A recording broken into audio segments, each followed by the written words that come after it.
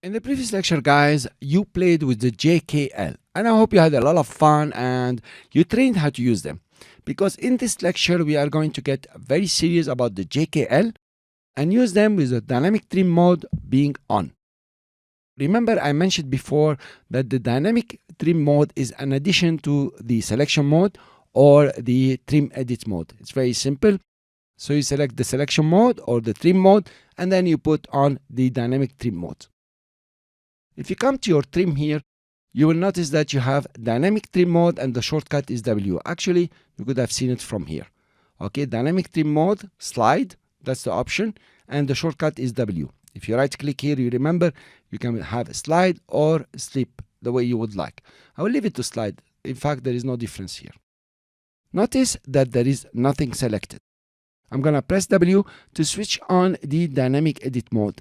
Notice what's going to happen to the playhead and where it's going to jump. So I press W and immediately the playhead jumped to the out point of the previous clip and selected the out point. That's very important. The choice of selection here has been mysterious a bit to me, but I think it will pick up the last selection you have done or the last position of the playhead. Nevertheless, for now, I'm going to select the in point of this clip where we were. Move the playhead and notice I selected the in point. Let's start playing with the JKL. Notice when I press L, what's going to happen. Okay, immediately the playhead jumped to the first frame and it's already lifting and can dynamically see it, what is happening.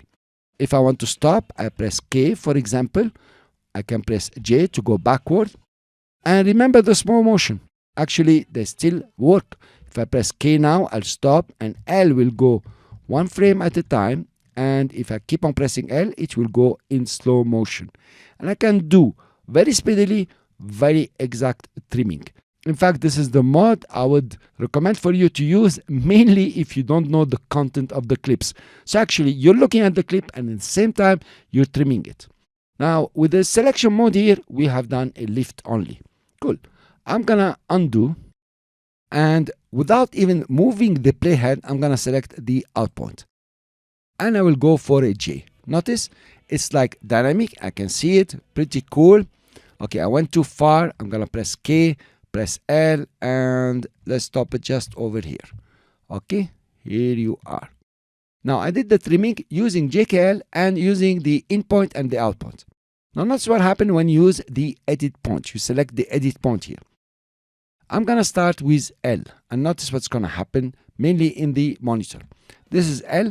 I can see the out point of the previous clip and the in point of the clip I'm editing, and I'm seeing exactly what is happening, how the trimming is happening. In fact, this is now a roll. Here you are. I will go backward. It's pretty interesting and very powerful if need be.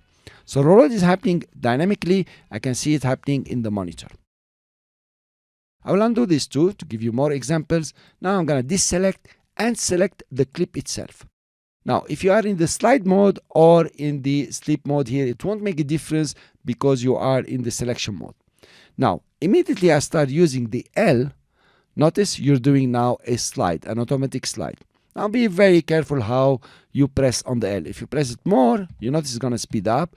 If you press too much, it's going to fly over. If you go to get a cup of coffee, you will find it after 4 hours, at the end of the timeline.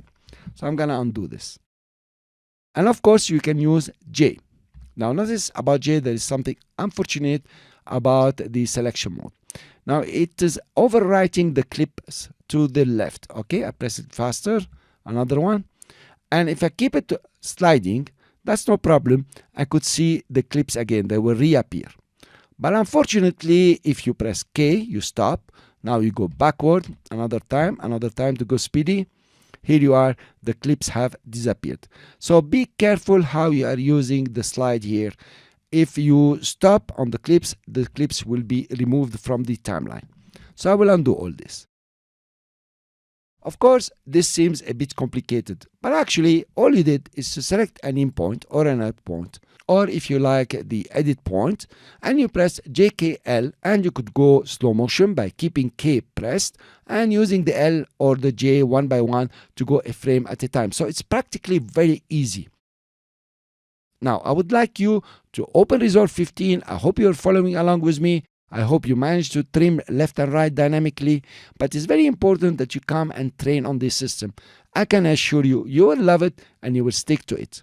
Now we're going to do something more interesting in the next lecture, is using the trim edit mode with the dynamic trim mode, and it's going to be a lot of fun.